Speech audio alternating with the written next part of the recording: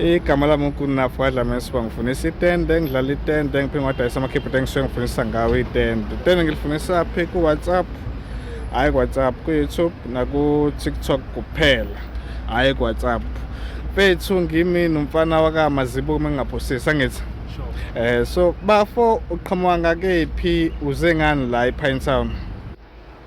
Ngumlazi bengizocollect i-keyboard Roland elithi. I-38. UNafu ngitholephi? So lokhu Facebook Facebook. then sixhumana WhatsApp then i-keyboard ayikhokhela beforehand ayithola. Osayithola. So i-keyboard iyilento esichazile noma mhlawumbe sidlale ngawe sakukhombisa enye into then kwi-video noma la usuyithola i-keyboard wathola enye into engafani ne-video. Hayi lento ichazile. Lento engiyichazile. Siyabonga kakhulu.